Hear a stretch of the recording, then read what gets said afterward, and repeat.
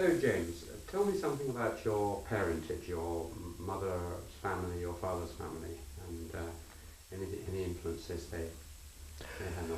Well, my father was a senior civil servant in London, but born and brought up in Northern Ireland until the First World War, when at the age, how old would he have been in 1914? He'd have been about 18 or 19. He was called up and served in well, he wouldn't have been called up because there were volunteers in those days, but he went as a volunteer and fought throughout the war in the artillery in northern France. Then when he came back, he became a civil servant in London, didn't return to Northern Ireland except on holiday. And my mother, also from Northern Ireland, came of a very large family, which was, well, really both families were rather academic. My father's father was a professor of philosophy and theology in Magee College in Derry, in the north of Ireland. And my mother's family, my mother's parents, were both doctors. And actually my mother's mother was one of the very first women doctors anywhere. And both of them went and spent their lives in India, where they were missionary doctors in India. That was where my mother was born and lived until she was 8, when she was sent back to the north of Ireland and was brought up by relatives in the north of Ireland. Yes, well, my mother's uncles, my father's brothers, one of them was a fellow of Christ's here in Cambridge, and another of them was an eccentric but very brilliant physicist at the National Physical Laboratory. So there was a kind of academic background on both my mother's and my father's side. But in both cases, it was really, my mother's parents' generation were the first generation of academics, and before that, both families had been were really small-scale tenant farmers in the north of Ireland. Do you feel in any way Irish, or? Well, I've always felt that I have a double identity. That I feel in. Although I spent all of my life in England, I always went as a child and spent a month in Ireland. And for me, it was a kind of wondrous homeland, a place that we always so looked forward to going and staying with our grandparents. And we just found it wonderful. And I think of it as a really essential component of my identity. And I feel really rather strongly that we should be constantly celebrating shared identities, mixed identities, instead of all the appalling nationalism we're forced into by things like football and the Olympic Games and so on, which I think are terribly destructive, where people really are encouraged to have one national identity, instead of celebrating shared identities, which so many of us have, and which I think should be positively valued. Certainly I value mine. Thank you very much. Did either of your parents particularly influence you? I mean, either your mother or your father, either emotionally or intellectually? Were you very close to either of them? I think they both influenced me, but in quite different ways. My father died when I was 18. He died of cancer of the lung, and his last 3 or 4 years were really very, very hard for us all. So my teenage years were very much affected by my father's illness and his eventual death. He actually died during the time when I was taking my A-levels at the age of 18. So it was a very difficult time then. But he was kind of quiet and strong and a kind of figure that I felt very close to, but somebody who one would respect rather than be close to. And no, I had a very great admiration for my father. My mother was different. My mother was kind of wild and emotional and enthusiastic, and came from a family that had all the time where there was passionate discussion and arguing and was anything but restrained. And so there was a total contrast between the restraint of my father and the tremendous enthusiasms of my mother, who was a tremendously kind of warm and loving person, full of enthusiasm and vigor, and really restrained is the very last word that one would apply to her.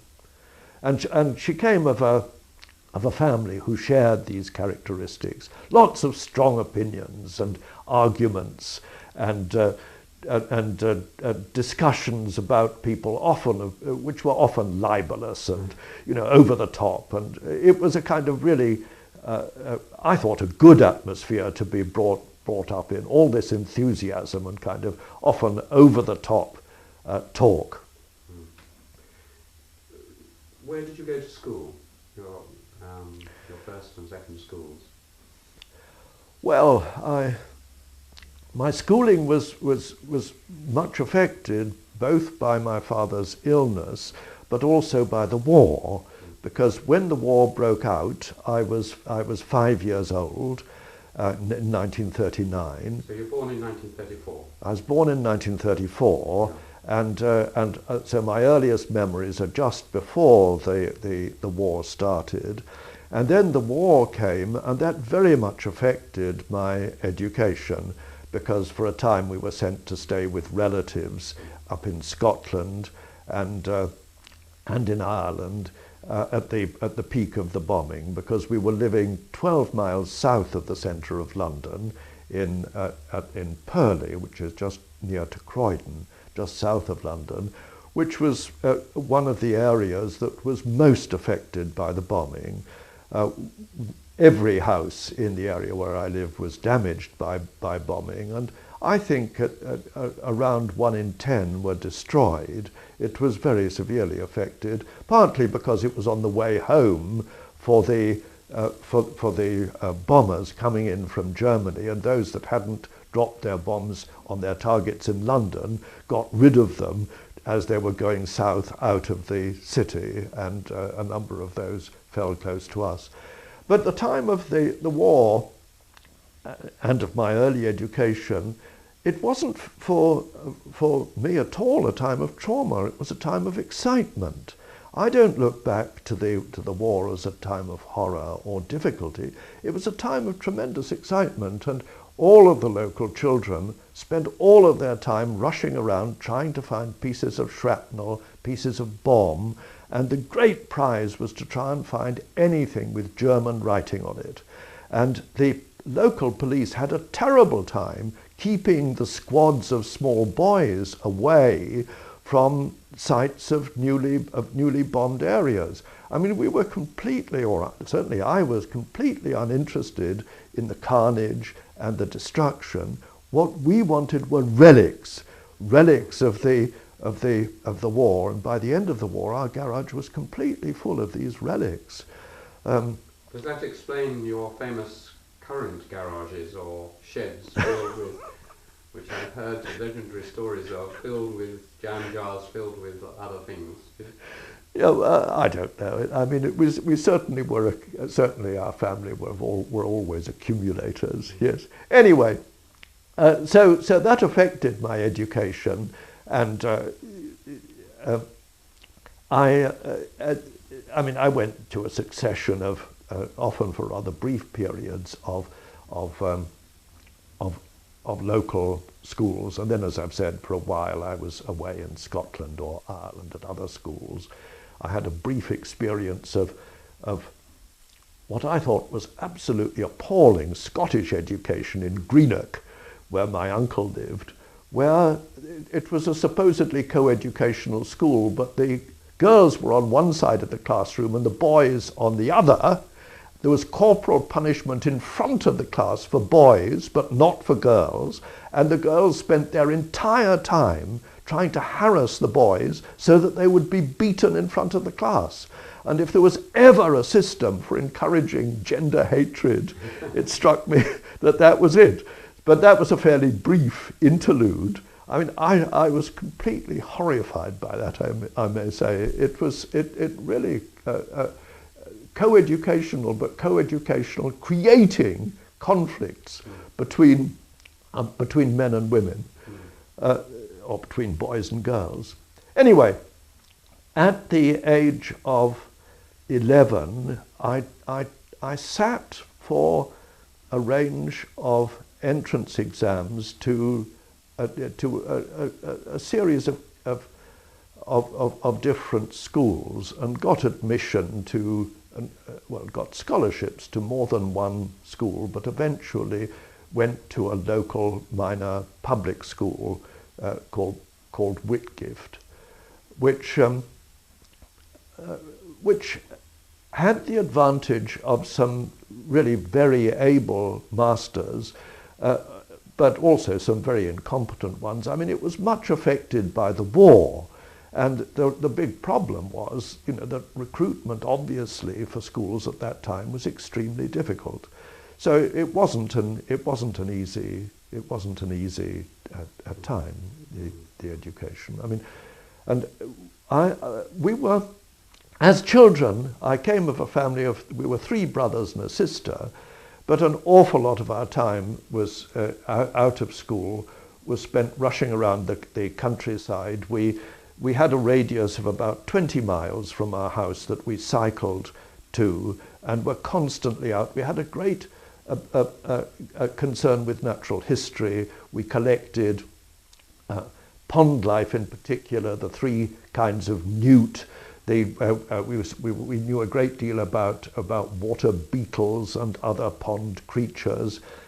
And we would cycle all over the area to find rare varieties. It was a time of great excitement. Butterflies we were very concerned with, and we specialized in collecting a rare variety of chalk-hill blue. It's called variety obsoleta. It's a kind of blue butterfly that has a variety which has a shortage of spots on the underside, and we collected rare forms of this, which involved collecting thousands and thousands and thousands of these butterflies and finding ones with this rare forms, and of course releasing the ones that didn't have this rare form.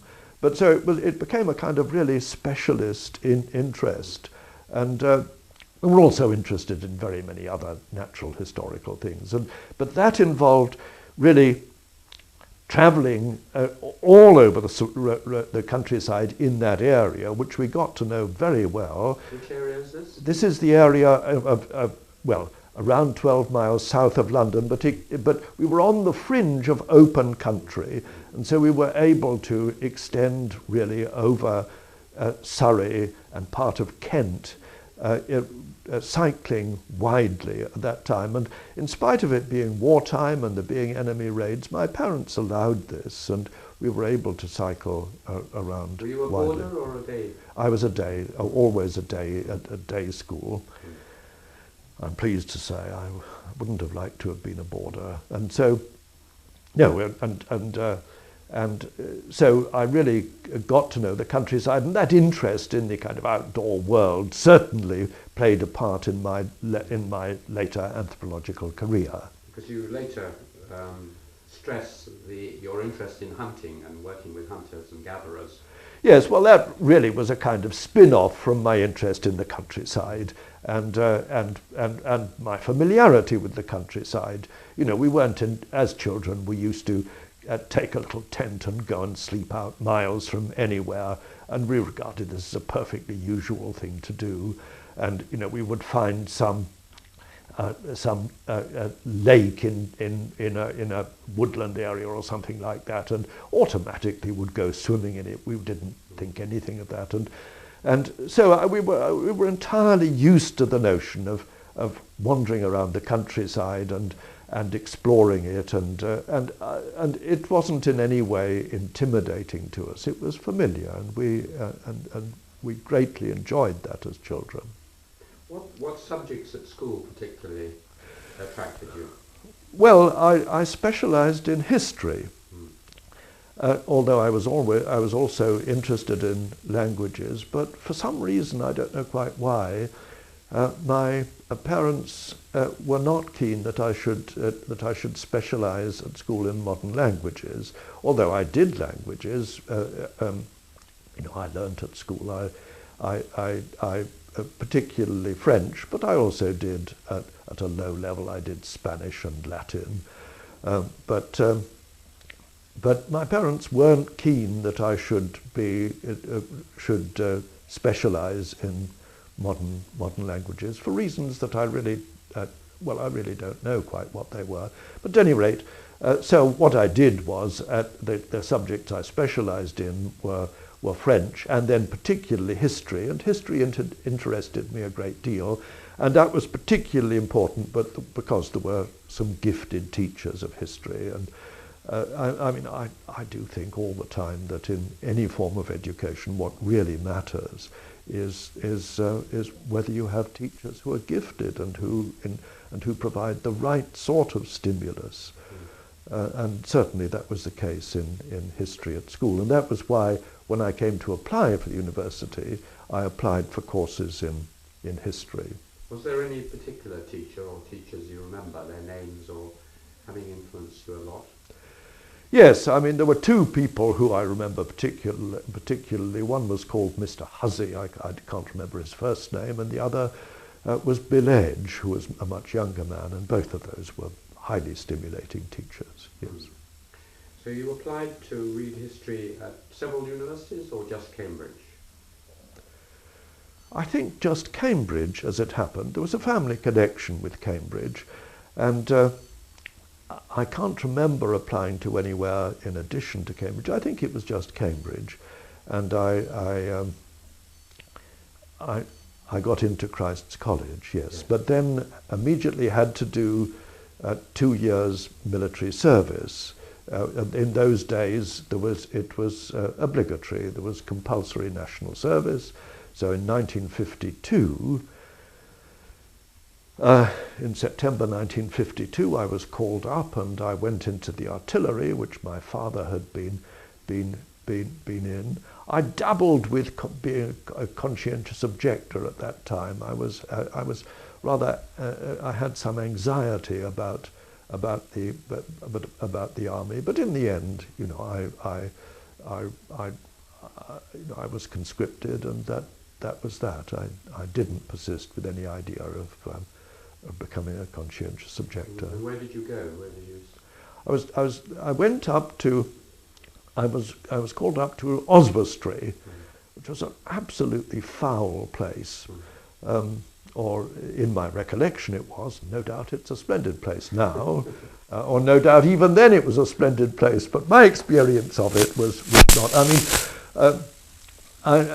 I remember going there in this rather bleak September, and the army system then was really pretty brutal, and we were basically, it was a system of organised humiliation. I well remember one Sunday during my basic training hearing a broadcast at that time about how during some years earlier it had become illegal to punish people by running round the barrack square with a rifle held over their heads, in their two hands over their heads like this. I looked out of the window, and then, as every day, there were people being punished by running round the barrack square holding a rifle above their heads.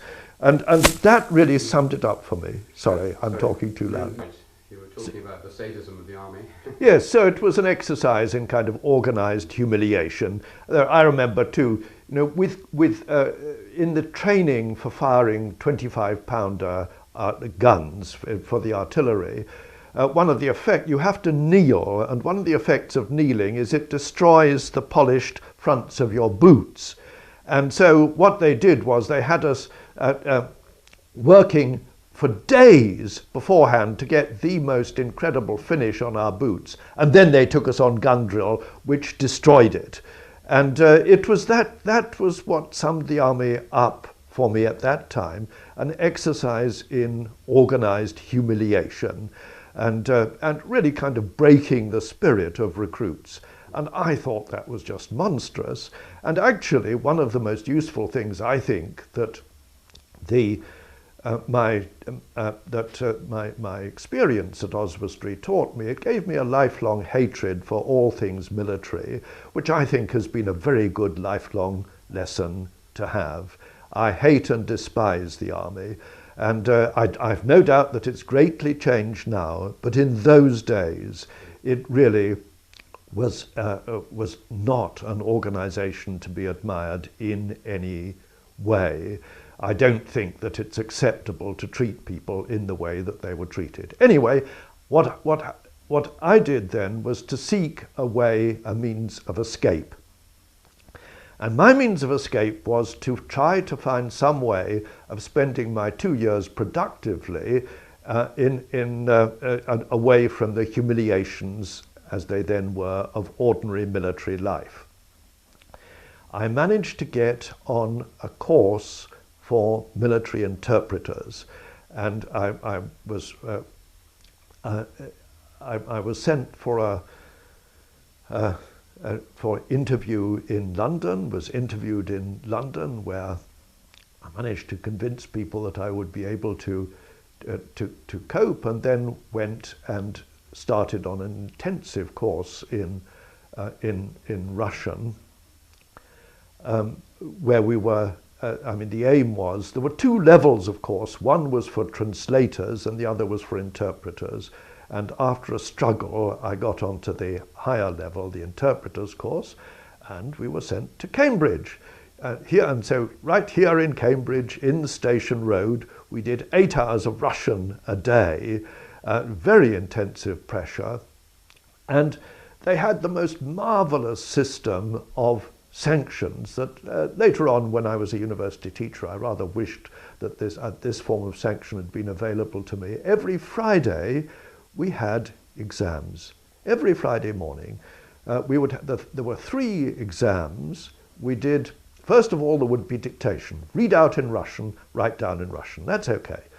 Then there would be written interpretership, English into Russian, read out in English, write down in Russian. That was okay. The third one was horrific. Read out in Russian and write down in English. Because if you, for some reason, lost what it was about, if it was all about lions, and you didn't grasp that it was all about lions, you could get very low marks. And whereas with the others, the other two, it was very difficult to get very low marks in the dictation or working from English. But from Russian to English was really dangerous if you somehow or other lost track of it. Anyway, if you failed 2 weekly tests in a row, you put on your uniform and you went back to the army. And so lots of people actually failed 1 test, but almost nobody failed 2 tests. It was just, it just wasn't on. And we went through this course at a huge rate. I mean, we did our O levels in a few weeks, and then the A levels a few weeks later, and we really pushed on. And really quite quickly we were reading Tolstoy and Dostoevsky and Lermontov in the original. And actually, the course was taught by a mixture of Cambridge University teachers of Russian and of military people, often Russians, often Russian people who either had come out at the time of the revolution, or quite a lot of Soviet dissenters who'd come out during the war. And so it was that mixture of people who taught us. And of course the university people were very keen to teach us the glories of Russian literature. And so we did some military Russian, but an awful lot of it, the majority of our time was actually spent doing Russian literature. And by the end of the time, I mean, we really had a good knowledge of Russian and quite an extensive knowledge of Russian literature by the end of the 2 years. I mean, we completed the course shortly before the end of the 2 years. It was never put to any use. What the army was trying to do was, this was at the height of the Cold War. I mean, Stalin actually died during the time when I was being taught Russian, much to the excitement, I may say, of the teachers on the course, many of whom celebrated the death of Stalin.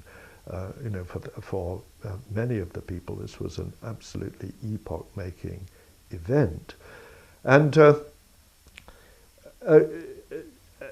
But anyway, we completed our training, and there we were, a substantial reserve, many hundreds of people who had this qualification in Russia, and if there had been conflict, we would have been used for all sorts of things, listening into to pilots talking, you know, translating materials, interviewing prisoners, and all of those kinds of jobs. We weren't being trained as spies or anything like that. We were being trained as people who would be needed if there had been any sort of conflict in the ordinary run-of-the-mill military jobs which involved knowledge of another language.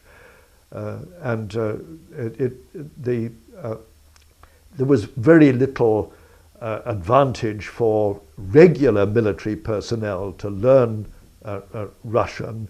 It wasn't.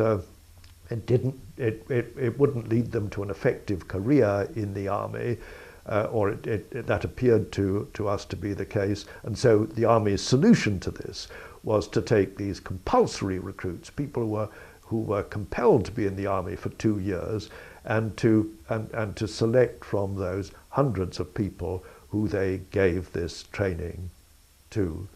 And I mean, I've always valued this. It taught me particularly that really, you know, learning a language is not a tremendously big deal. You know, you just get on with it, and you can get down to it and learn it. And yes, I was going to ask. You mentioned in another interview how learning a click language with the Hadzel was a major task you faced when you went to work with them. Yes. And was this previous language experience helpful as a background to that difficult task? Oh, it was certainly very useful, in the Russian particularly, but also the fact that I'd learned French at school and had a lower level knowledge of Spanish and Latin. It meant that, you know, that I understood the way that languages worked and was not inhibited by the idea of learning languages. In the field I had to learn 2 languages, but the language which really was difficult was Hadza, because it has a highly complex phonological system which wasn't understood at that time, with click consonants and other difficult phonological characteristics, which were really quite difficult to handle, but also a grammatically complex language, in which I had to spend a great deal of my time working out the grammar, which I did pretty systematically, and which, you know, the previous language experience with these European languages had given me a good background for taking that on. Let's now perhaps move on to arriving to read a degree in, you'd been accepted presumably for history, and then you mentioned an interesting meeting you had. You wandered, I don't know how, you wandered accidentally into the archaeology and anthropology faculty, but you did, and who did you meet?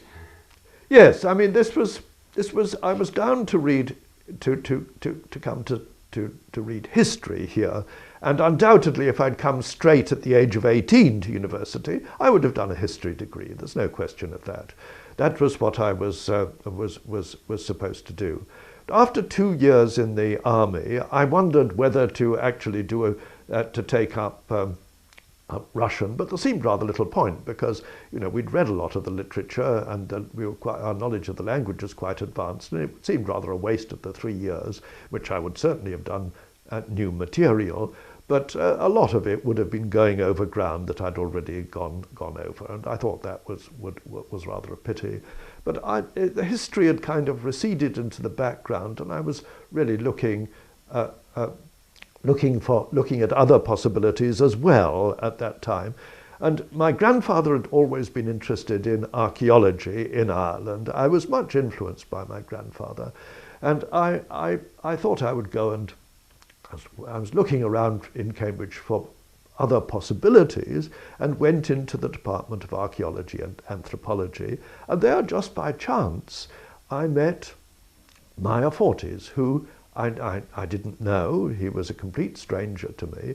And I don't recall exactly how we the first contact went, but I think I probably asked him who he was or something like that. At any rate, we went back to his room, and I explained that I was trying to decide what subject I should study in Cambridge.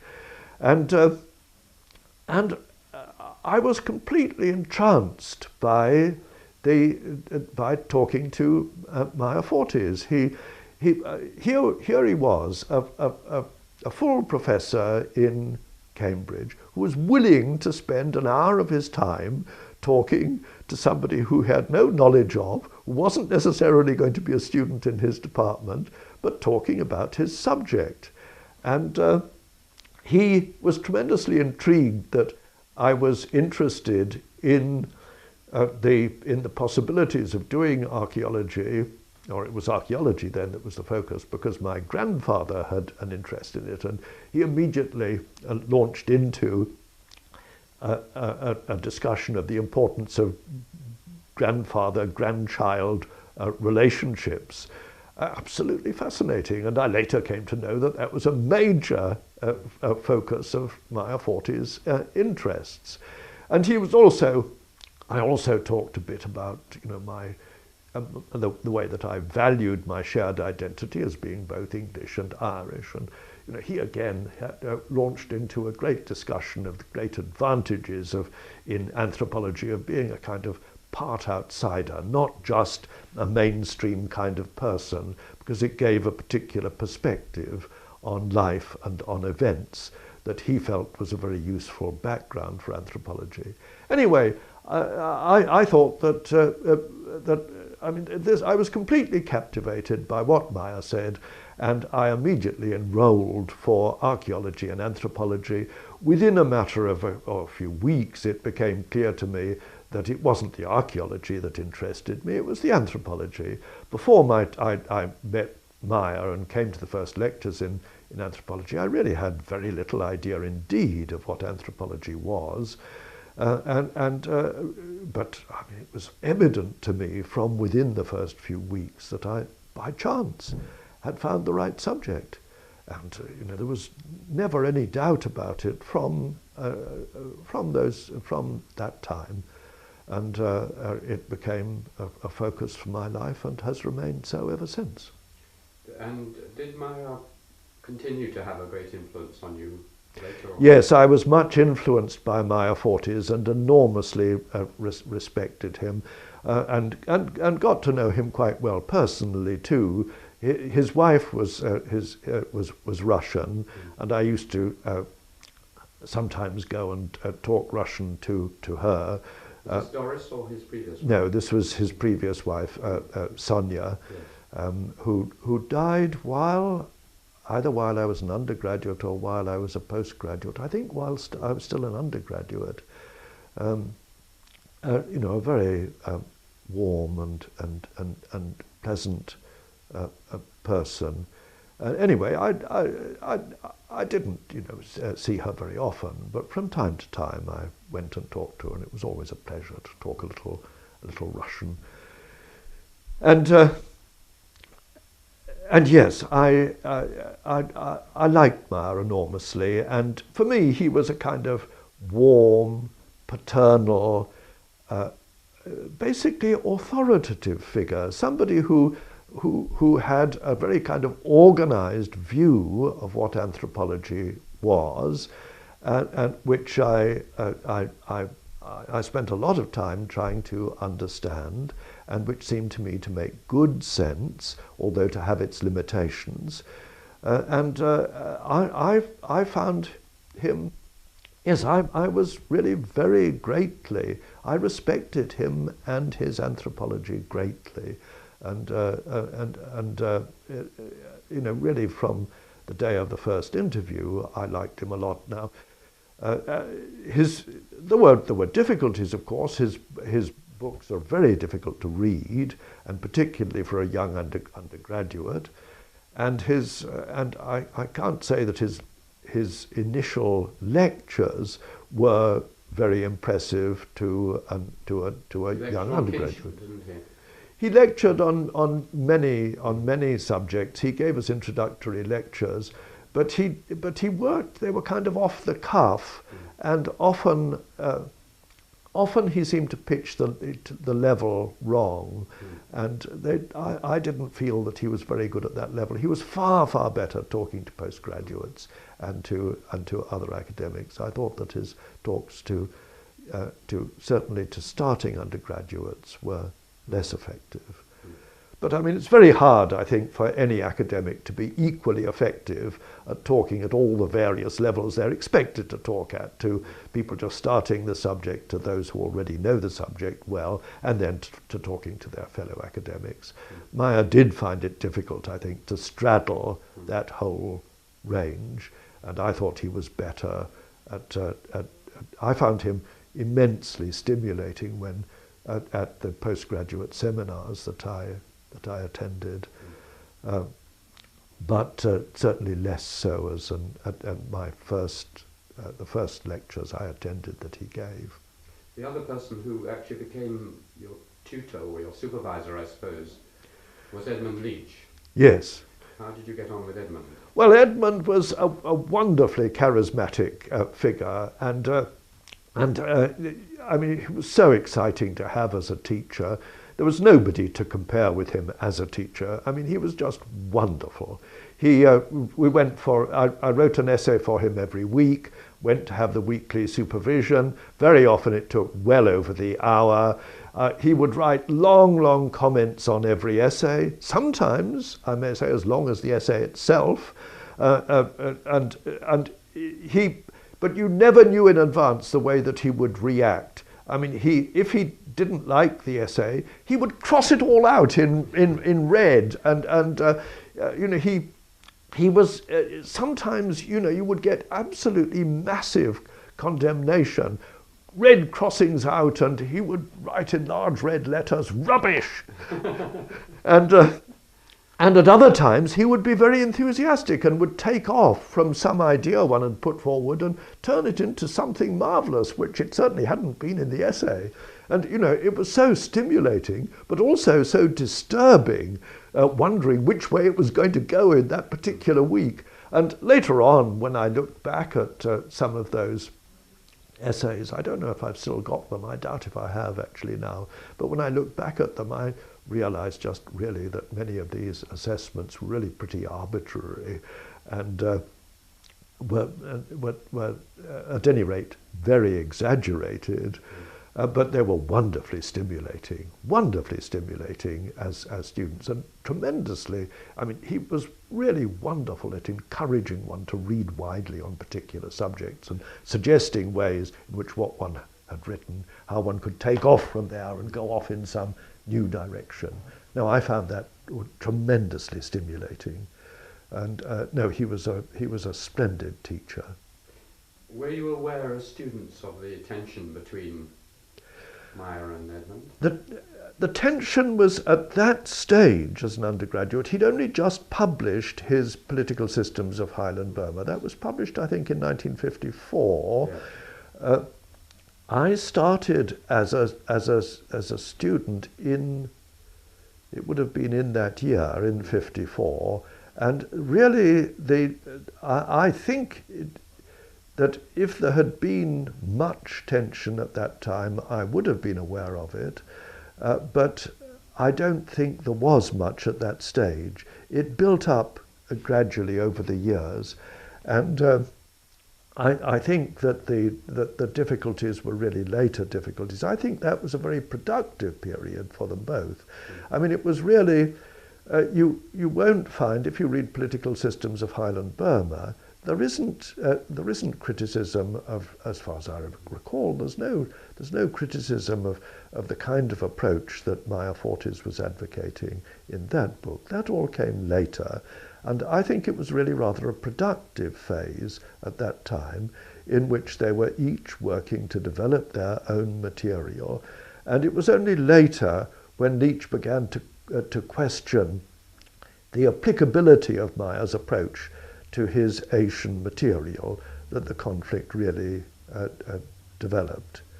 So the answer to the question is, I wasn't aware as an undergraduate of much of significant conflict as far as I can recall, and I really don't think there was much conflict at that time. I think it was a later occurrence and built up over the years. The other teachers were presumably Rio Fortune, and G.I. Jones was there by then? Or? Yes, G.I. Jones was there, and he supervised me at one time, very much the ethnographer, very much concerned with West Africa, his particular area of interest. A pleasant and conscientious and energetic teacher, but not the kind of person who you look to for stimulus in the theory of anthropology. He was above all somebody who emphasized the merits of ethnography and being serious about the collection of ethnography, and that was valuable. But he wasn't the person to whom one looked for great insights into the nature of anthropology. Rio Fortune was the eccentric, was there around the department. He was having at that stage great difficulty in attracting anybody to go to his lectures, which were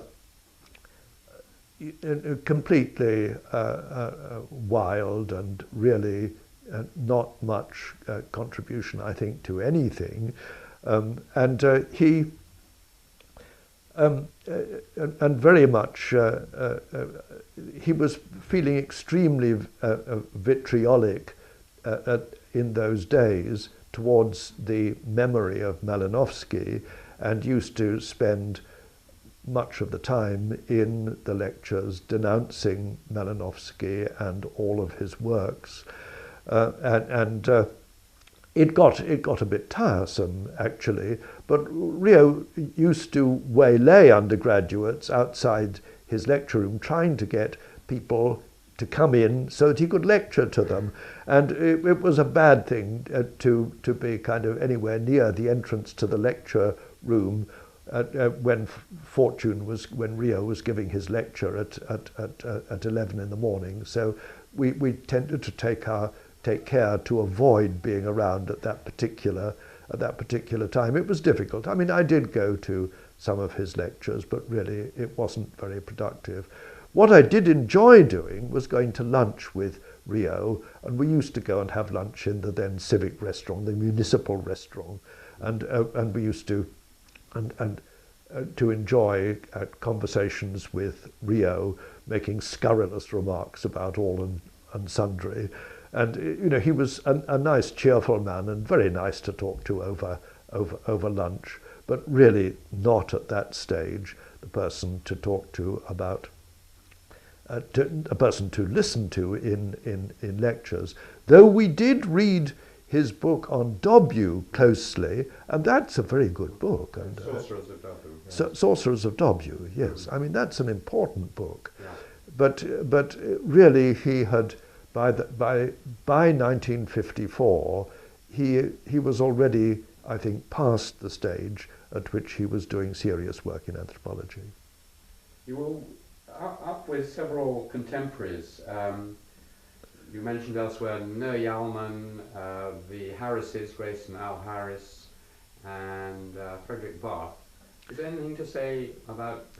Yes, these weren't strictly speaking contemporaries. I mean, these were postgraduates while I was an undergraduate, and the system of teaching in Cambridge is one in which postgraduates do a lot of the teaching and do supervisions. I was supervised by all of these people, by Jean Lafontaine, by Grace and Al Harris, by Noah Yalman, and by Frederick Bath. And I found that enormously stimulating. All fresh back from the field, all bursting with new ideas and new material.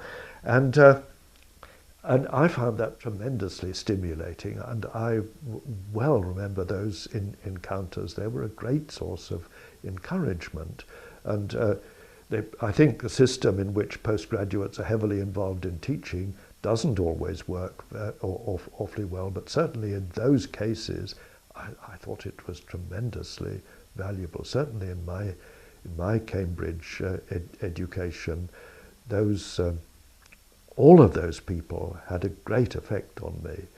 As in those days, there were really rather few undergraduates in Cambridge, and there wasn't the degree of separation between undergraduates and postgraduates that later developed. I mean, we used to meet socially, and as undergraduates, we were able to, those of us who were determined and enthusiastic, were often able to infiltrate into seminars and lectures which were really intended for postgraduates. And so long as there weren't too many of us, nobody really cared. In fact, people probably were rather pleased. But there wasn't the separation that later developed was very much a product of numbers, and also of the kind of greater institutionalization of universities that developed in the 1960s. You used to go off to the bun shop. Yes, we used to, and to the mill and to other places, and yes, and talk. And so it was a kind of, the atmosphere was one in which really we were able to talk to, as undergraduates, to talk to anybody, and there was far less formality and separation than later developed. So did you decide while you were an undergraduate that you wanted to go on and do a PhD? Yes, I mean, particularly in my second year, it became clear to me that if an opportunity developed, and in those days there were extremely few posts in anthropology and extremely few, it's very difficult indeed to get research grants. People often complained later on about how it become much more difficult to get research grants. I don't believe that was the case at all. I believe it was far more difficult in the 1950s to get funding for research than it was later. There were, academic posts at the time when I was trying to get an academic post in the early 1960s were really extremely few and very difficult indeed to obtain, and an awful lot depended on luck, and I was lucky. Now, yes, by my second year, I had already become interested in the possibility of doing a PhD and maybe going on after a PhD in anthropology, and started searching around for places to work. And I wanted to work somewhere exotic and isolated and miles from anywhere, that would kind of bring together my interest that I developed in childhood in the countryside and my interest in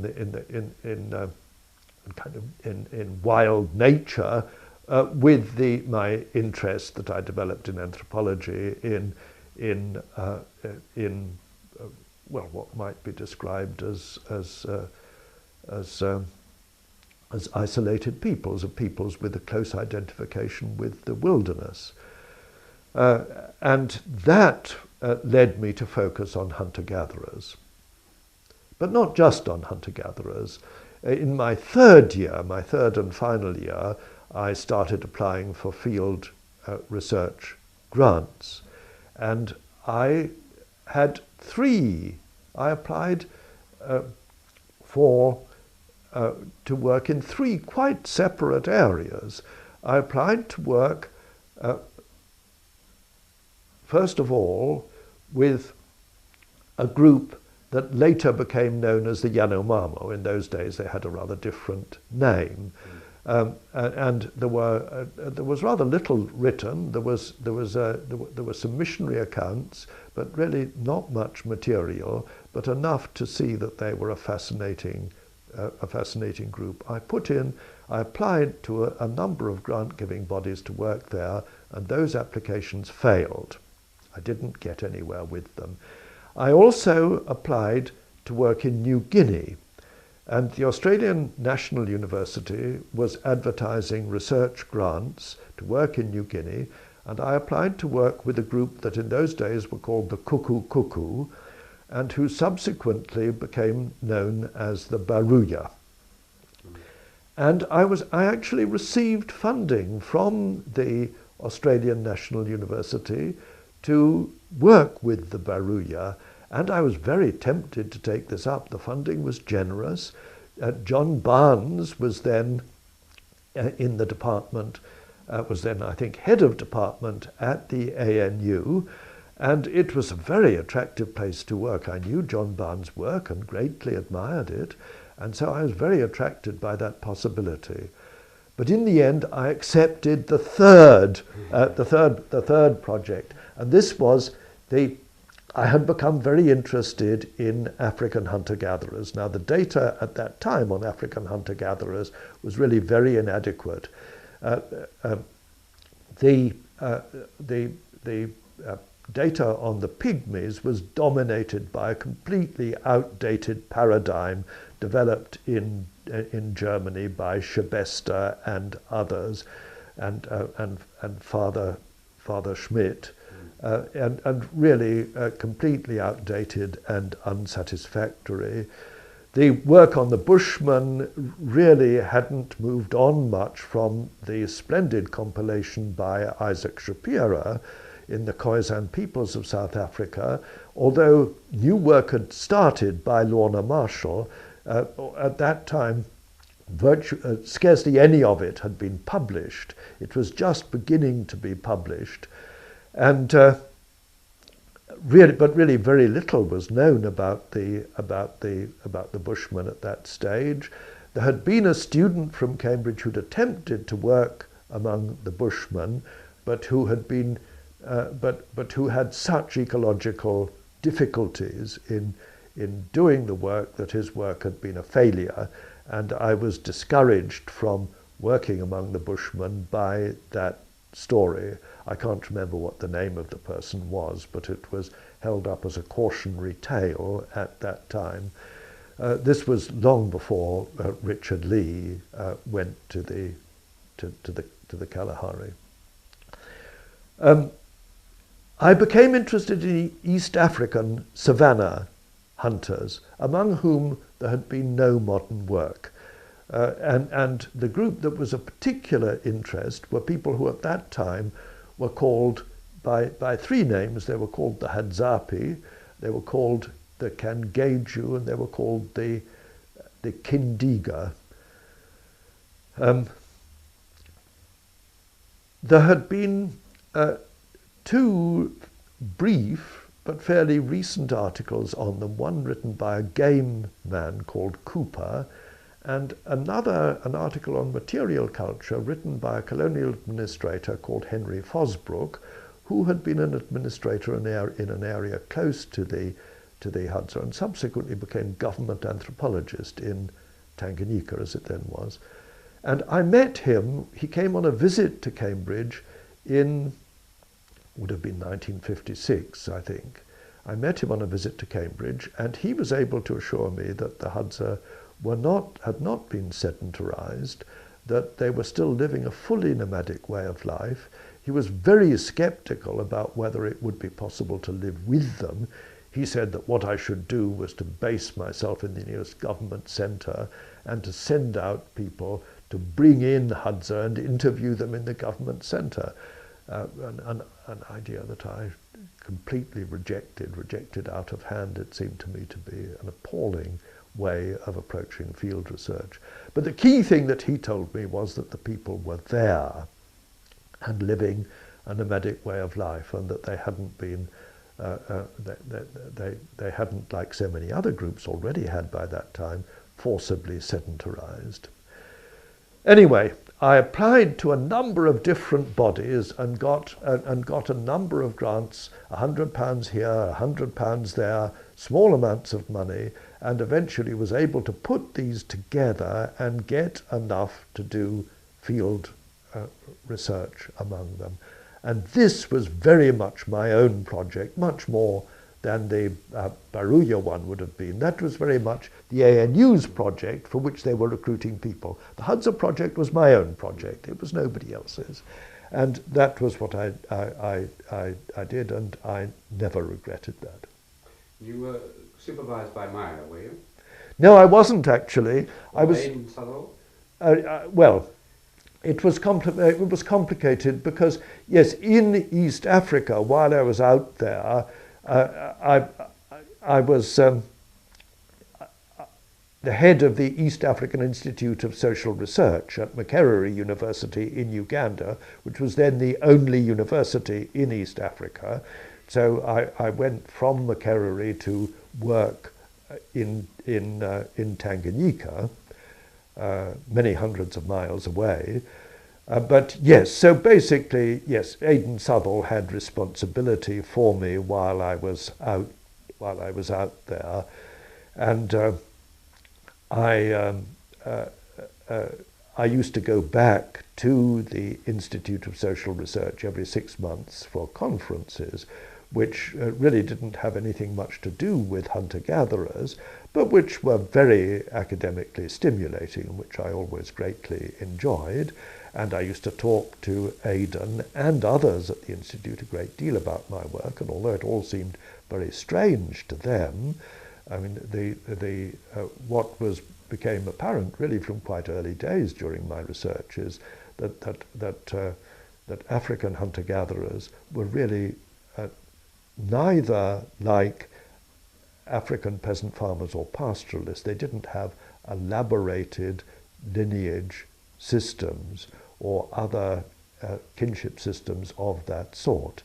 They had no clans or lineages or the kind of binding ties between generations which are characteristics of those systems in Africa, but nor did they have systems like Australian ones. I mean, Meyer seemed to think that in Africa I might, if I was really lucky, encounter systems that were a bit like Australia, you know, really wonderfully elaborated kinship and ritual systems, which were a kind of echo of the Australian systems.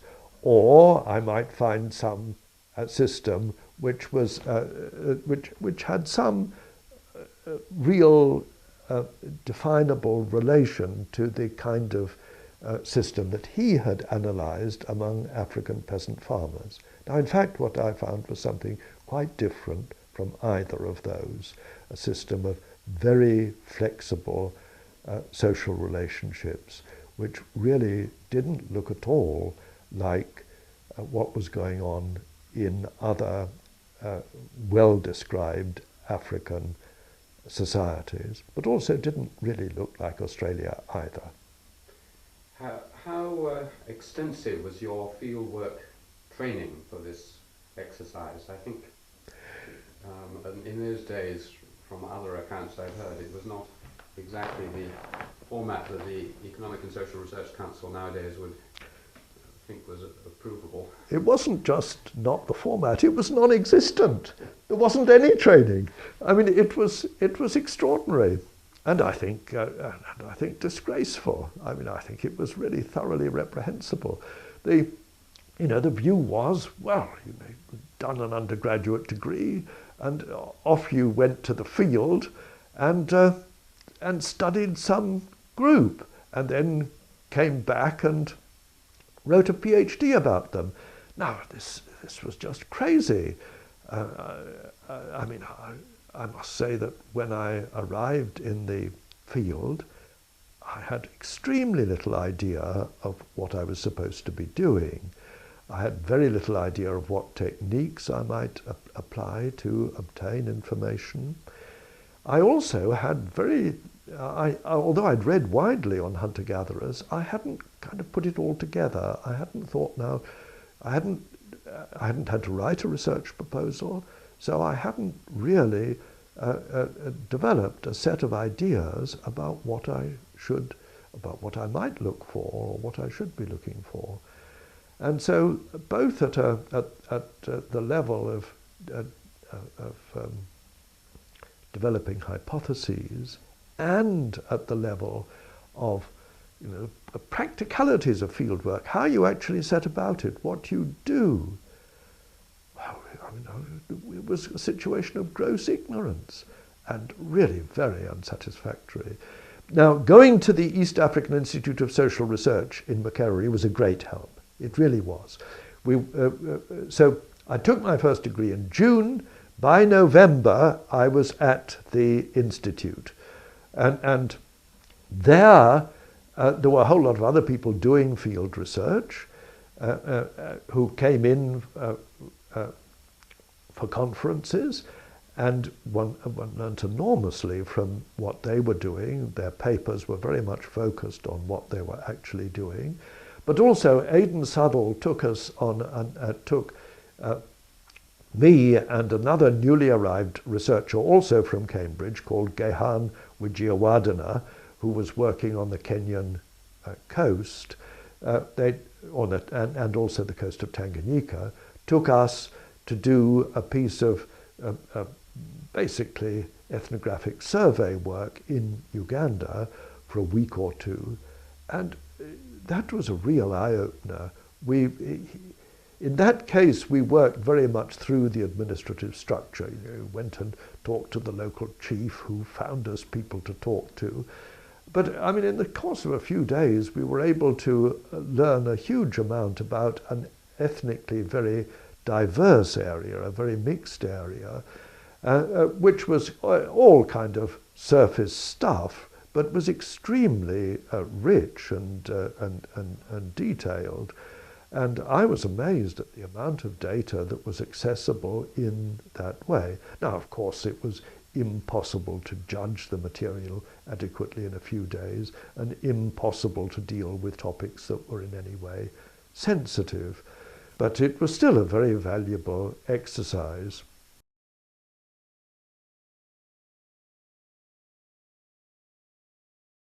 Going back a bit to the postgraduate seminars which Maya used to run, and which you obviously attended both as an undergraduate and afterwards, and Edmund famously used to attend these, and how was his presence felt? Well, I mean, it created a kind of air of excitement among all of those attending the seminar, because Edmund would almost always have something to say, and so would Maya, and occasionally what they said would involve conflict, and Edmund was a kind of loose cannon, and you never knew quite what he was going to say, but mostly I thought that the discussions were productive and actually took the ideas forward.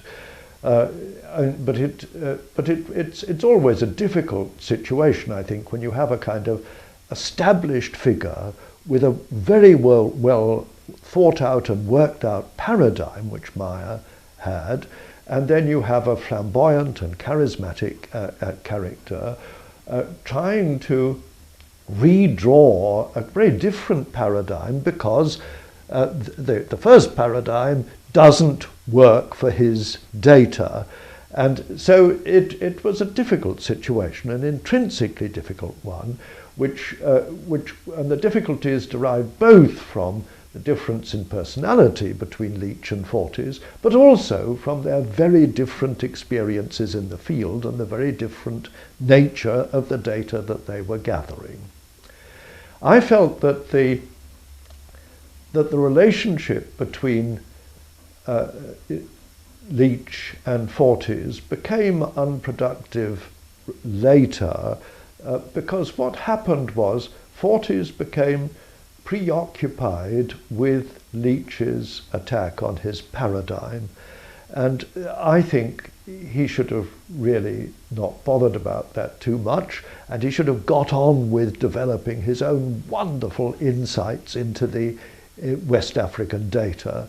I think for him it was a diversion, and I think particularly Fortey's studies of ritual could and should have been much more elaborate and developed if he'd somehow left aside Asia and Edmund's approach to the Asian data and got on with his own wonderful insights into the African data, and I think that would have been much more productive use of his time and energies. So it did have, in the end, I thought, that rather a negative aspect to it. Though I think the published analyses of Fortey's and Leach and the way that they interacted are interesting. I think it would have been more productive, in fact, if Fortey's in particular had spent his time on developing his own analysis further. Another member of that, or slightly junior to them, was Jack Goody. Did you have much contact with Jack? Yes, I had quite a lot of contact with Jack, who supervised my PhD for a while, which wasn't an easy situation because Jack's work was with peasant Africans, with African farmers, and the data that I was producing was very different from that.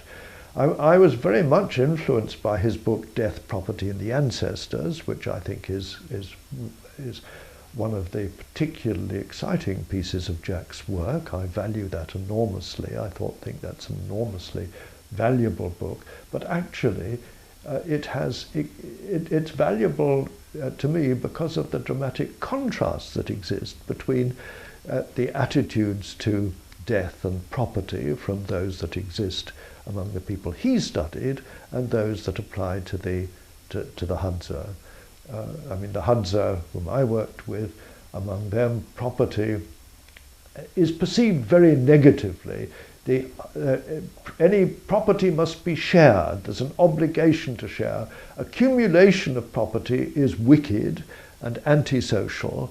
And if you have more property than you can immediately use, if you have more personal possessions, bows, arrows, tobacco, smoking pipes, money, anything like that, if you have more than you have immediate use for, by immediate I mean use for in the next day or two, then you should share it. If you have 2 shirts, you should give one away, possibly even both away.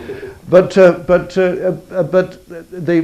idea of the immorality of accumulation, which is very strong among the Hadza, and really the obligation to share, which is a moral obligation and a political necessity, and it's an unavoidable one. People come under absolutely relentless pressure to share what they have.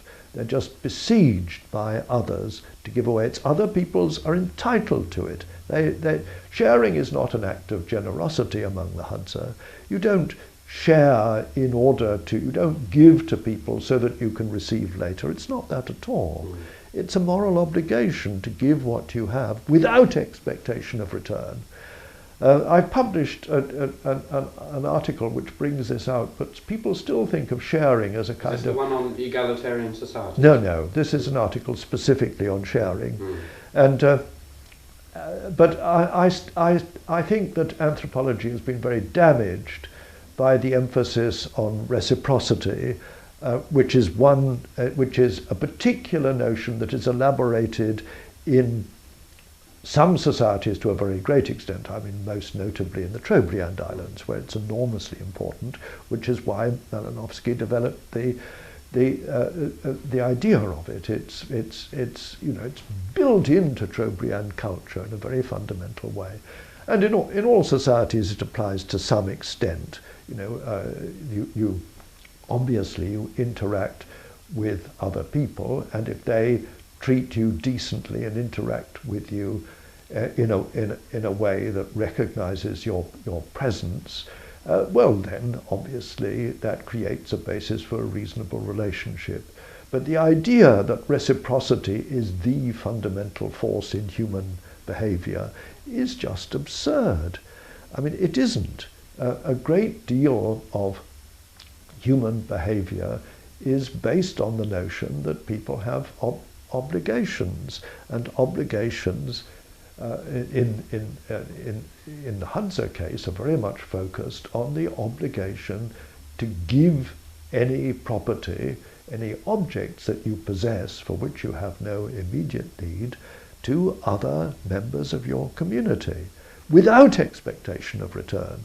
And, you know, again, if you think of in our own society, there are many contexts where this also applies. We don't think that the relation between mother and child ought to be one of reciprocity. It's a mother's obligation to give to her infant child without expectation of return. Yes, in later life there may be return, but the mother, in giving to her child, in suckling her child, in looking after her child, the idea that that's based on a notion of reciprocity is absurd. It's just absurd. And I think this is deeply damaging to anthropology, the preoccupation with reciprocity. We should look at reciprocity as one social mode, a very important social mode, but there are all sorts of other things going on in human interaction which cannot be reduced to reciprocity. The mention of giving away and levelling of wealth, you're well known for your work on equality and societies. Was this something that had interested you before you went, or was it something that grew as you discovered how much stress there was on equalising? I think it developed particularly out of my research. Yes, I'd had an interest in it. It would have been very hard to have been brought up in this country in the post-war period, when there were all sorts of, when the National Health Service was developed, and when all sorts of new ideas about equality and equal opportunity were being developed politically. It would have, of course, I was interested in those ideas as a young person at that time. But really, it was the experience of seeing the emphasis in equality in operation among the Hadza that developed my ideas in this subject. I mean, the Hadza are totally preoccupied with equality, and in their case, I mean, the equality is asserted. It's not, you know, the idea that hunter-gatherers are equal simply because they're at a kind of, I don't know, at a simple, at an early stage of evolution. This kind of notion that they have equality because they haven't, you know, there hasn't been a chance for hierarchy to develop is absurd. In order to have equality, you have, of the sort that the Hadza have, you have to have a series of mechanisms which prevent people from accumulating property, which prevent them from asserting their differential wealth, their differential status, and their differential power. And what is so striking about the Hadza is the way that differences of power, wealth, and status are systematically subverted. So it's not a kind of negative situation. It's not just the absence of hierarchy. It's in order to have the kind of equality that exists among the Hadza, you have to have all sorts of mechanisms which promote this equality and maintain it in existence. These are elaborate institutionalized mechanisms which constantly create and recreate equality between people. Anybody attempting to assert control over other Hadza, to assert power over them, there are immediately mechanisms come into play which prevent that being effective. And of course, in the potential for inequality exists in all societies. The Hadza are tremendously conscious that there will be constantly other Hadza who attempt to acquire more wealth or more power or more status than other people. And without the mechanisms which destroy those attempts, the kind of egalitarian system that they have couldn't exist. So it's an egalitarian system. It's one in which equality is actively promoted, and the reason why this kind of system exists not among all hunter-gatherers or anything like all of them, but among a significant group of hunter-gatherers, is because the way of life as hunter-gatherers permits this kind of equality to exist. It's made possible by the fact that people's attachment to the land and other and movable property is such that it is possible to maintain an equal system. If you're a peasant farmer, you have to have some continuity in your occupancy of the land, and so you have to have. You also have to have control over the labour of the junior members of your family. You can't operate as a peasant farmer unless you're able to control the labour of, unless there is a household head who's able, at any rate to some degree, to control the labour of other members of his household, or his or her household, the labour of if you have a male household head, of the wives and the children. And it's very striking in many African societies that actually most of the work is done by junior members of the household.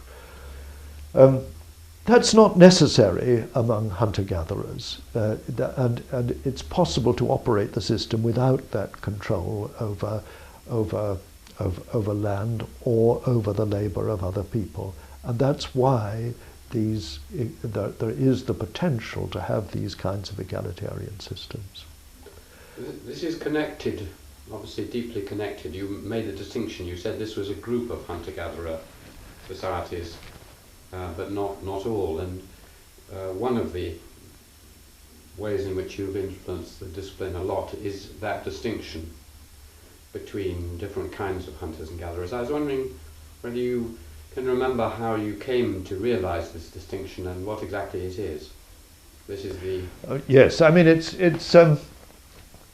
hard to talk about this in a simple and straightforward way, because of course it's become an enormously complex and elaborated distinction. But basically it's a distinction between what I call an immediate return system, in which people get an immediate return for their labour, and that stands in contrast with what I call delayed return systems, in which people apply their labour and get a return typically weeks or months or years later. Now, just to draw the contrast simply, let's make it first of all between immediate return hunter-gatherers and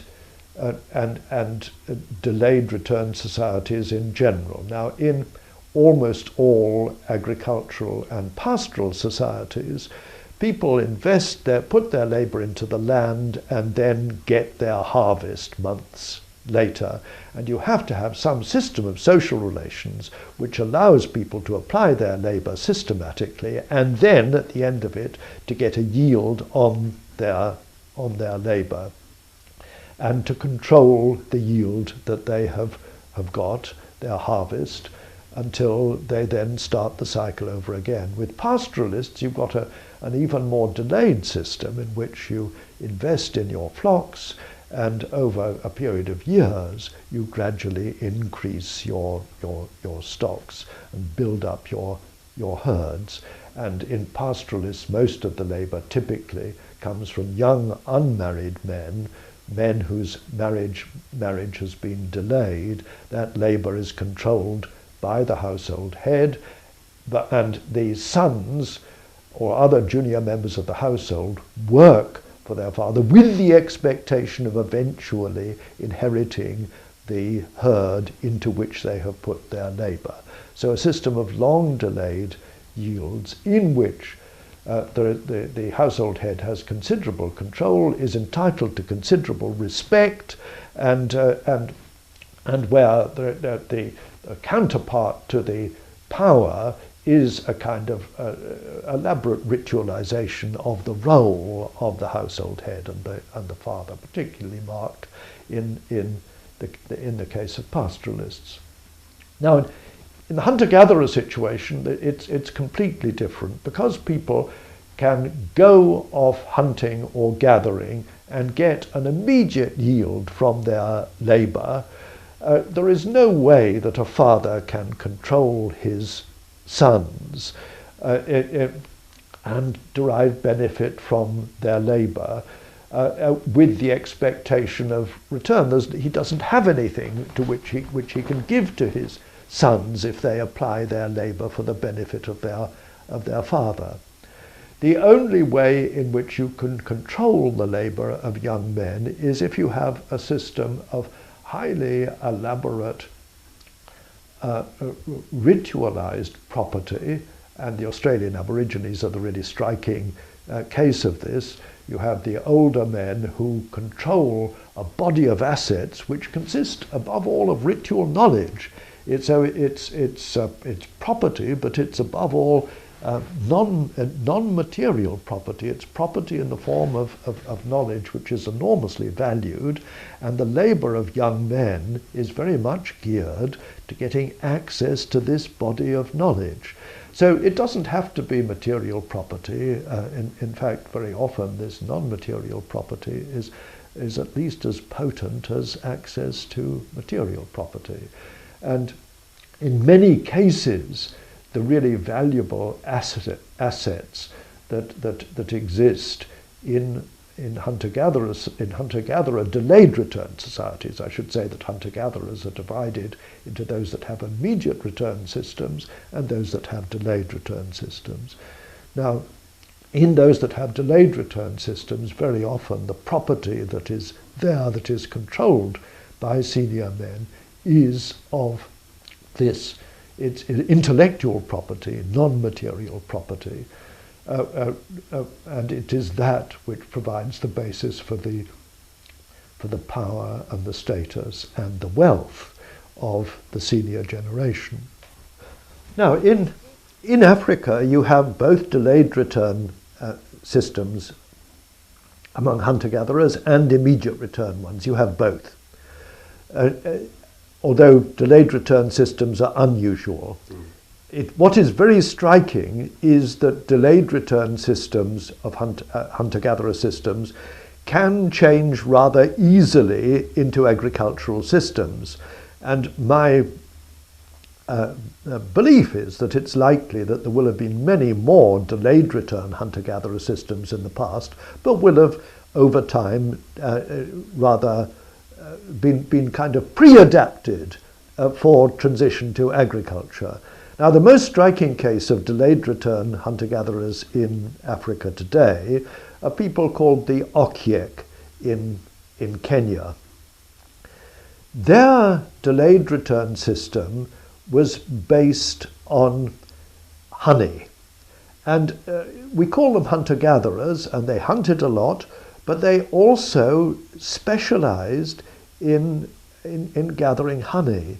And they didn't just gather wild honey, although they did do this, but they also had beehives. So really, in a way, we call them hunter-gatherers, but it's not just exploitation of the wild, it's also a productive system. They had beehives, and they controlled the land on which the beehives were placed, and they had clans and lineages which actually controlled these assets. And if you look at their social relations have many resemblances to the social relations, the system of social relations that is familiar among African peasant farmers, with household heads having very much more more control over assets than they do among immediate return hunter-gatherers, with there being not the same emphasis on generalized sharing that you have immediate returners. And you also find that nowadays that very many Okiek have changed to farming and combine farming with hunting and gathering, whereas immediate returners find it very difficult to do this. The problem for immediate returners is that it's very difficult to control the labour of junior members of your own household, and it's actually quite difficult because people are so accustomed to the idea that everything has to be shared. It's very difficult for people to maintain rights to their harvest and not to share it immediately when it's obtained. Very often, I mean, my experience of seeing immediate returners cultivating is that the maize is picked long before it's ripe and consumed. There's no seed to go through to the next year. Very difficult just to maintain the system. Very difficult to get labour applied systematically. System of social relations doesn't lend itself to agriculture. So typically what we find in the modern world is hunter-gatherers and former hunter-gatherers, and there are more former hunter-gatherers around, recognised former hunter-gatherers, than there are hunter-gatherers nowadays, is practising some agriculture, yes, but practising it effectively, very few. Very often it's really practised, but not very effectively, without very effective control over the labour of junior members of the household or of the harvest once it's obtained. And typically hunter-gatherers do a lot of immediate return activity by working for food on the land of neighbouring farmers, in which they get an immediate yield for their labour, rather than doing much agriculture for themselves. Which is rather similar to Nurit Bird David's idea about wage gathering, if you remember. Yes. First, the last question I'd like to ask you really is, you spent an amazingly long time in the field, 3 or 4 years, and you've been back again and again and again. Can you just sort of explain the attraction of working and living with the Hadza? Well, I mean, this is a complicated problem. I often wonder whether I would have been better to do the more usual thing in anthropology, which is to go to do detailed studies of 2 or 3 different groups. I think that the Hadza are perennially fascinating for a number of reasons. They've attracted not just me, but many other researchers.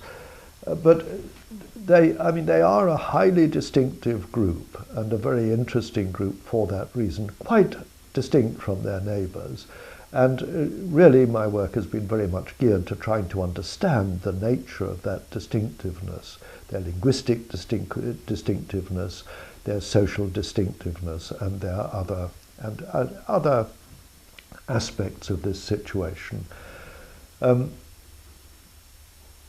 I think that the language point has always been very important to me. I think it's been a source of major disappointment, really, that little of the subsequent research among the Hadza by social researchers has involved people learning the language properly.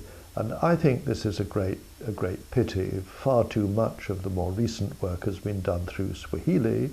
And although all sorts of things can be discovered in this way, I do think it's a limitation not being able to understand people's ordinary conversations with each other. Now, I don't understand everything, and particularly now that I'm becoming increasingly deaf, I do have a problem in understanding all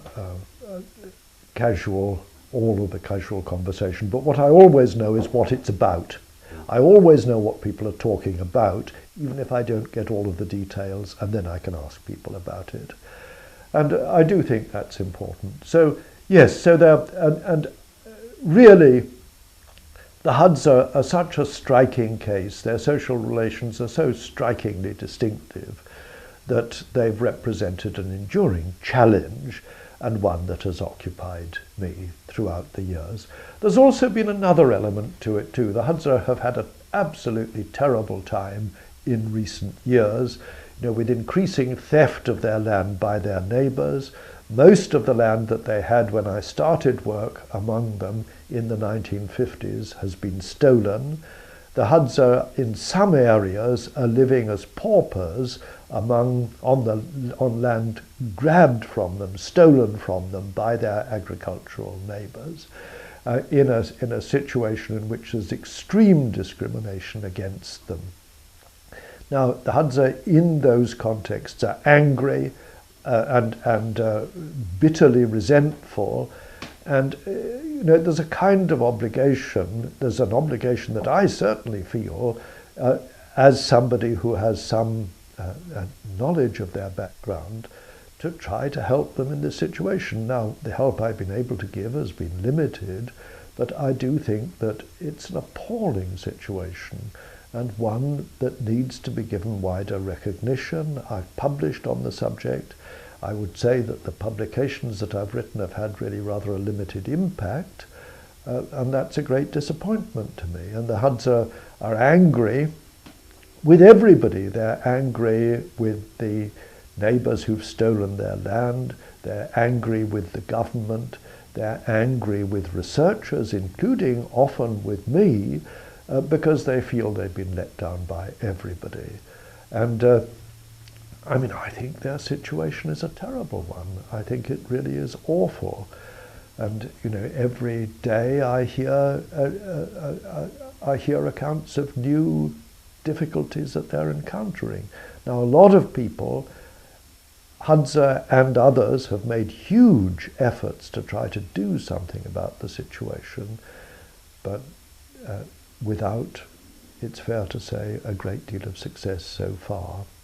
Somehow or other, the right, the entitlement of hunter-gatherers to retain their land and to think out for themselves and work out for themselves their own future on that land is a fundamental human right, and it is obvious that that future should, if the Hadza themselves want it, be a blend of the economic potentialities of the land. Some hunting and gathering in the residual, as far as that's possible, in the residual land that exists, combined with the exploitation of other economic opportunities that exist there.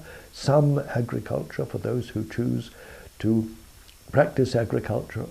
Some earning of wages from working on the land of other people, and some acting as tourist guides, the exploitation of the range of economic opportunities. It's not for outsiders to tell them what to do. What they need is land and a recognition of their entitlement to live in the way that they choose and to develop the economic opportunities as they wish to develop them, and not just as a group but also as individuals within the group.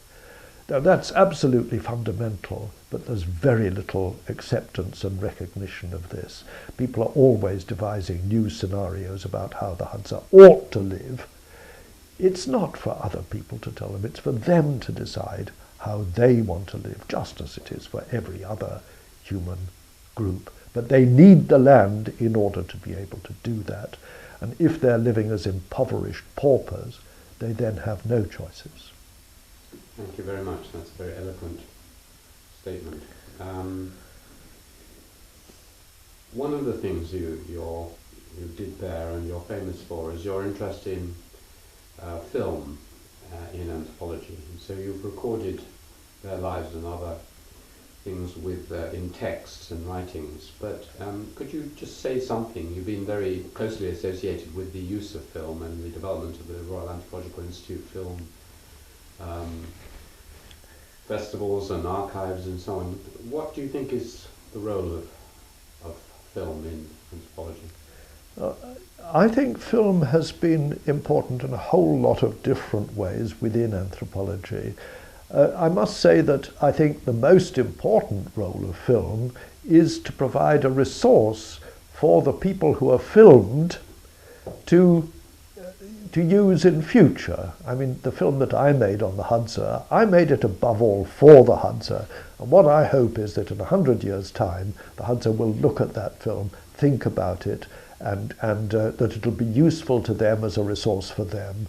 And I think that's the major importance of ethnographic film. That's the one I put absolutely top of the list, that it's a means of recording ways of life that will be very difficult for people to understand and appreciate without the visual material. So that for me is primary, but it is also actually very valuable in teaching. And at the Royal Anthropological Institute, from the time in the 1960s, what we were determined to do was to develop a library of ethnographic films that could be used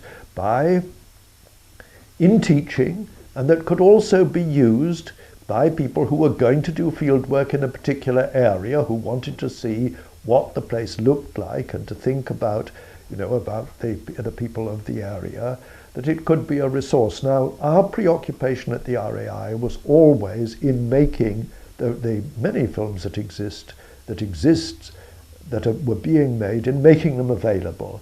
There was a real problem when we started that really quite a number of films were being made, but hardly any of them were being made available. Its distribution was the major problem in this country, and it actually remains the major problem in most places. And film in teaching, now modern digital techniques make it far easier to incorporate pieces of film into lectures. There was always a problem with doing this when film was with 16mm film, and but now it should be very much easier to do that effectively, and I would like to see that used much more widely than it is. There are still many films which are not in effective distribution. I mean, the wonderful films made by Melissa Llewellyn-Davis on the Maasai, many of those are still completely unavailable at the BBC. They haven't made them available effectively for teaching purposes, and I think that's disgraceful and despicable, because they are actually among the most valuable teaching films ever made, although made primarily for television.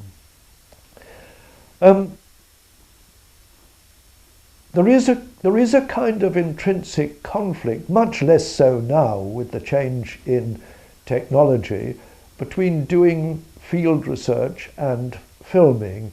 I mean, in the days of 16mm, if you were going to concentrate on, if you were going to do filming and a dispute, say, broke out and you rushed for your camera rather than for your notebook, I think it could get in the way of doing good field research. And I, on the whole, believe that at that time, the right way of using film was to do your basic research and then to go back on a separate expedition and to film, in which you would apply the knowledge that you had learnt during earlier work and be able to make a film following up particular themes that you had developed earlier. We had, particularly in the past, but even today it's the case, we have an extraordinary situation that people making ethnographic film have very often seen a very limited range of ethnographic films themselves. It's extraordinary when talking to ethnographic filmmakers how many of them are ignorant of the techniques that have been developed over the years by ethnographic filmmakers, and really haven't thought adequately about the range of techniques, the range of different ways of making films. And it's really, my comments on this would be really very much like those comments that I made earlier about lack of preparation for field research. The preparation for field research and the techniques of field research in anthropology are essential, and equally anybody who wants to make a serious ethnographic film should really work hard at viewing a range of ethnographic films and thinking, what kind of film do I want to make? What am I going to do about a commentary or subtitles? What am I going to, what kind of material am I going to use? How am I going to use it? And to think about all of these things carefully before filming, and preferably to do a few trial films and to show them to other ethnographic filmmakers. And I just don't think it's good practice to do as so many people do today, which is to rush off with a camera and to make a film without having looked at the splendid corpus of ethnographic film that exists, including, you know, a very wide range of different techniques, some of which are useful, which are useful in a range of different contexts and which need to be thought about carefully, properly prepared for. The other thing is that I do think that it's essential that ethnographic filming should be based on really sound ethnographic knowledge, and far too often ethnographic knowledge we have, particularly if you watch television ethnographic films nowadays, I mean, many of them are just disgraceful for their ignorance. But the role of I mean, there are many now with modern technology. The role of film is very diverse, and it should certainly be used much more extensively in teaching now that the technology makes this so much easier. Thank you. Well, just the last topic I wanted to raise was, as I mentioned right at the beginning, you were one of my lecturers when I went to the LSE in 1967, and I remember those lectures. In fact, I have them still, my notes, and I use them in my teaching. When I lecture on kinship and economics, I use my notes on your lectures, 1967. God must know. But you were therefore the contemporary of my teachers. My supervisor was Shapira. I was there in the last years of Lucy Mayer, Raymond Firth, Robin Fox, and then the new generations of Alfie Gels and Maurice Blocks and Jean Lafontaine's. Are there one or two of them who, as colleagues, you particularly single out as someone who you were influenced by or got on well with or would like to remember? Well, there were so many. I mean, it's it's very hard to be selective because I was influenced by many people. I mean, I had in the early days, I was very impressed by Raymond Firth. I mean, really such an outstanding figure, so outgoing, so just so his ability to cope with any situation, his performance in seminars was exemplary.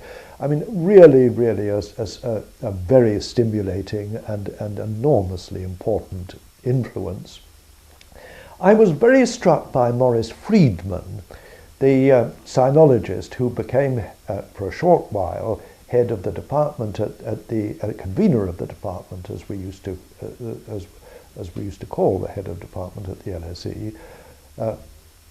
I thought that he was absolutely excellent in his willingness to consult with junior colleagues, the way that he was able to interact with other staff and to create a coherent department in which people were able to develop their own interests and to build up a really effective range of interests. I thought he was absolutely excellent at the LSE. I admired him enormously. He subsequently went off to Oxford, which really wasn't a good move on his part. I think he found it very much more difficult there because the anthropological tradition there was very different from the one that he was used to. I do wish that he had stayed on at the LSE. I admired him enormously. I had very great respect for him. In recent years, I've been tremendously attracted by the work of Johnny Parry. I think that, I mean, it's hard to single out Johnny from among the many people who've been doing good work at the LSE, but certainly at a personal level, I have found Johnny's work particularly stimulating. I think his work on his paper on the gift is an absolutely outstanding piece of work, which I find enormously valuable. You know, if one's thinking about work on property, as I have obviously done a lot, I think that paper and its discussion of Moses' work is enormously perceptive. So I've learnt a huge amount from Johnny Parry, even though he's working in a totally different field. I've certainly within anthropology, I've learnt in recent years as much from Johnny as from anybody else. So those are people whom I would select, but it is a bit invidious, yes, because there are very many other people who I think very positively about, from whom I have learnt a lot. So the last question, which you don't really need to answer if you don't want to, thinking of this interview being viewed in 100 years or 50 years, is there any sort of final message for the future, which or anything you'd like to say about anthropology or your life, last reflections to them? Well, I mean, the first thing I would say is please, anybody watching this interview, please read my stuff. don't just listen to my off-the-cuff remarks. I mean, I do feel that on a number of the topics I've touched on, that what I have said has been very inadequate, and I would like to see the people look more closely at the kinds of arguments that I've developed on equality, on sharing, and on other such topics. The other thing that I'd particularly like to say in conclusion is to comment on the appalling discrimination against hunter-gatherers in Africa and in other parts of the world today. And I think that Africans will look back in horror at the breaches of human rights that are occurring. We're talking about a tiny minority of people who don't constitute any kind of political threat, but who, if you look at sub-Saharan Africa in general, and the very many countries in which residual groups of hunter-gatherers and recognized former hunter-gatherers exist, the extent to which they have been forcibly moved from their land, or their land has been stolen by their neighbors, is something that is disgraceful and really needs attention, and it's a very serious human rights abuse. Now, in the past in Africa, I was very reluctant to criticize Africans strongly, because they were having to put up with the horrors of apartheid, and in some places the horrors of colonial administration too.